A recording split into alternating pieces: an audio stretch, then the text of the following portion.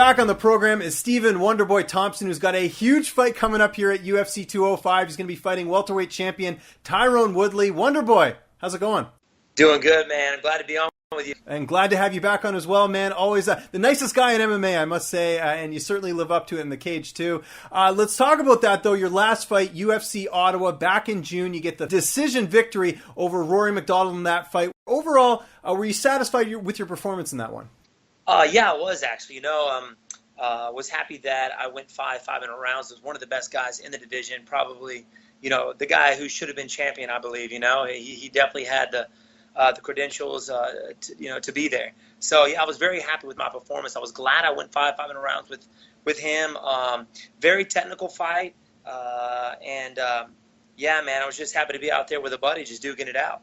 Good stuff. Now, you get the win at UFC Ottawa. When they announced your name, when you found out that you'd won the fight, did you know at that point that you were getting the title shot? Did you have a gut feeling, or did you feel like, maybe there's a bit of worriness just because of the politics that are involved?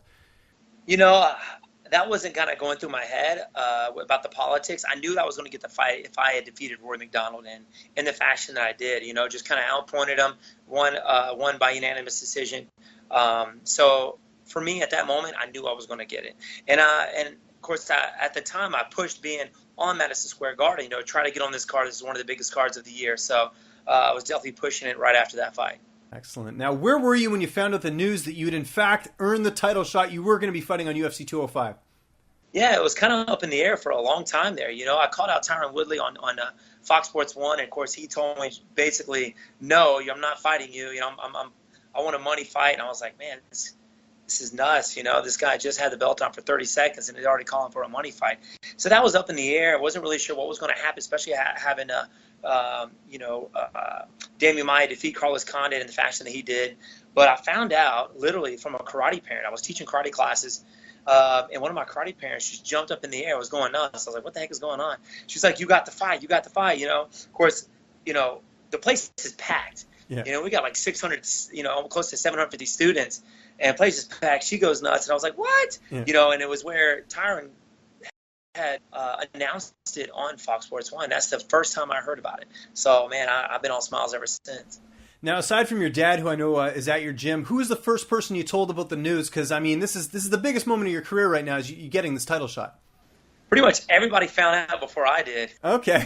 Gotcha. I was in the middle of class. Right. And, I remember right after I stepped off the mat, I looked at my phone, and it was blowing up, man. I had text after text after text of friends and family and fighters congratulating me. And, man, it's been definitely a wild ride ever since. Now, obviously, perfect scenario would be if this fight was in Carolina, but is this the second best option? New York has kind of become your second sort of adopted home. Oh, man, yeah, it's definitely a home away from home. I've been coming up here to train with Chris Weidman since his first fight with Anderson Silva, so like 4 years now. So it is a home away from home, and I don't like traveling, to be honest with you. I'm definitely a homebody.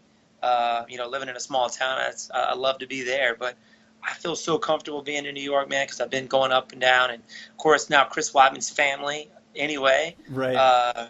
So yeah, man, it's definitely a home away from home, and such a privilege and an honor to be, I guess to say that they kind of brought me in as one of their own. They're accepting me as one of their own, and all the fans out there, I just appreciate them for all their support. Absolutely. Now, how do you think you match up against Tyron Woodley? I think it's a great matchup, to be honest. He definitely has a similar style to Johnny Hendricks. Sits low, doesn't have a whole lot of movement. He blitzes forward, probably one of the most explosive fighters that I faced in the UFC, and has a mean right hand. So he touches with that right hand. As obviously you saw his last fight against, Robbie Lawler. He'll put you to sleep in a heartbeat, and with a good wrestling background. So I think it's a great matchup for me. He's not afraid to stand up and bang. My takedown defense is on point now, working with Chris Weidman and these high-level wrestlers, and obviously my wrestling coach, Thomas Lee. I feel so comfortable being in those situations now. I'm not afraid to let my hands go. I'm not afraid of the takedown anymore. Even if I do get taken down, I'm ready to pop back up, get the fight back where I feel most comfortable, and that's standing. You mentioned Woodley's fight against Robbie Lawler to take the title. How surprised were you when he got that win in that fight? You can never count on a fighter in a fight, but I think if people said first-round knockout on Robbie Lawler, you're probably not going to get many people saying that was going to be their prediction. Not at all. From the performances that we've seen from Robbie Lawler, that wasn't the case. We've seen him just kind of stand there, bang it out, go five rounds. Very tough opponent. But for some reason, as soon as that fight started, you can kind of see it in his eyes, like something was up. I don't know if he was just been, battle worn from his last few performances. He went 2 fights with Johnny Hendricks with a 5-minute round war. Also with Rory MacDonald, which was a brutal match, and with Carlos Condit. Not taking anything away from Tyron, because he did exactly what he said he was going to do, But, I didn't expect that at all. Yeah, and we just talked about damage, inflicting damage, taking damage, everything like that. You're a guy who, has not taken that much damage, especially in his UFC career. Do you feel like that's going to play an advantage in this fight? Because, Woodley's he's been in some wars too. Yeah, but it's also been a while since he's fought. I mean, he's been, That's true. like 3 minutes probably his last fight? Yeah. And before that, he was out for almost a year. Yeah. So I think that his body is healed up. His head is where it needs to be at. And I'm just training for the best Tyron Woodley November 12th. That's just for a confidence thing, I don't like to look at any fighters as if, maybe what if this, what if that. I'm expecting the best, and that's who I want to face. Well, saying that, though, I know MMA math doesn't work, but, Rory MacDonald dominated Tyron Woodley just a few years ago. You went in there, defeated Rory MacDonald. That's got to give you a little bit of confidence heading into this one, just kind of looking at the two fights. Yeah, it does. We've gone back and watched footage from, Tyron's, early fights up to his last fight. He's not the type of guy to make a whole lot of changes. If you've seen him fight once, you've seen him fight, 100 times. He throws the big hands. He looks for the takedown. He's very explosive. In some of his fights, he tires out as the fights go on, or he slows down. But, if it's the first or last round, he could put you to sleep. So you definitely got to watch out for that. Now, as far as training camp goes, have you been training primarily in New York for this fight with Chris Weidman to kind of get ready for this one? I started my camp in New York. So, I've been kind of going back and forth. I'm back home right now getting ready. I got 2 weeks left. I want to finish out my camp where I most feel comfortable, and that's here in South Carolina.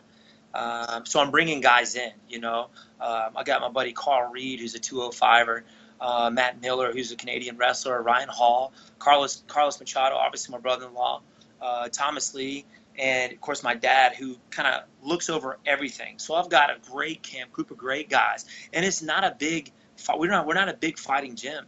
We've got probably 3 or 4 guys, really, really good guys. So we're not a gym full of just studs, So I'm very happy with where I'm at with the guys that I have in my small town. You can definitely get work done in a gym like that, or we're considered a school. It's more of a, it's a different vibe. Absolutely. How's Chris looking ahead of his fight with Yoel Romero? Man, I've never seen a guy more anxious to step out there. I mean, he's the ambassador here for MMA in New York City. He's he's the guy to get it legalized, He's been pushing, talking to a lot of people, and going to a lot of events, trying to, bring the sport here. And, he was the guy that actually handed the pen to have it signed. So, hats off to that guy. If it wasn't for him, I believe it wouldn't be here. So I'm glad just to be on a card with one of my best friends and a family member, and one of the greatest guys I've ever, been able to train with, whoever stepped in the octagon. The guy he's ready, man. He's ready to rock and roll. So I'm really anxious to see what, how he finishes his opponent. Now, of course, cutting down to 170 has been a lot easier for you lately, because I know you've hooked up with Perfecting Athletes, and if you don't know who that is, look them up. They are they're one of the best weight management services that's available in MMA right now. First off, how did you link up with them initially? Because I know I believe it was the last fight or the fight before you actually started working with them.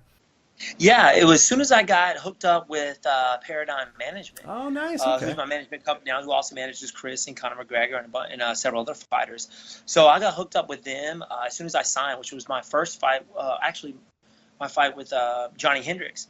Man, let me tell you, these ladies are the best. I literally don't have to do anything during camp. They prepare all my meals. They give me massage therapy, acupuncture, anything I need. They are there for me. Even when I'm back home in South Carolina, they're calling me every day, making sure my weight's on point, and my weight's coming off, and I'm eating things that are satisfying. Before in the past, you just kind of torture yourself with the things that you're eating. It's like, oh my God, this is so bland.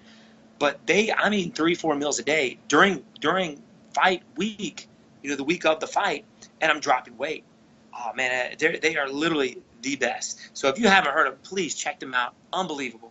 Yeah, they're great, and they're also working with a lot of athletes on this card. Joanna Jędrzejczyk, just a bunch of other. Thiago Alves, I know, is now working with them too. So, I mean, it's really kind of nice to see all these high level fighters working with them. Now, as far as the meals, what is your favorite meal that they have that they're making for you that you really enjoy eating? It's literally, okay, so during the week they make my breakfast, which is eggs. They'll also make French toast with honey on top instead of syrup. They make like spaghetti, but it's with zucchini noodles, I believe. Okay. And oh my gosh, unbelievable with meatballs. But my favorite is their ribs, and they can tell you I love the ribs, and that's literally right after weigh-in. The family, and they don't just cook for me. They cook for my dad. They cook for my coaches. They cook for my family the entire week. So everybody's losing weight and had a ton of energy while we're here. So they're definitely worth it, man. My family loves them. Awesome. Got to get a prediction for this fight, November 12th. How do you see this fight ending? I've had a lot of people ask me that, and I don't like to do predictions because you never know what's going to happen, man. I'm so confident going into this fight. It's unbelievable. My last 3 fights, to be honest, I've come into the octagon with a tremendous amount of confidence, always aware, but a lot of confidence in my training. I push myself to the limits. That's something that I learned training with George St-Pierre, Rashad Evans, Nate Marquardt, Chris Weidman, with these champions and the mindset and the grind they put themselves through. When they step out there, they're more than ready. There's nothing in them that says, you know what, I'm not ready.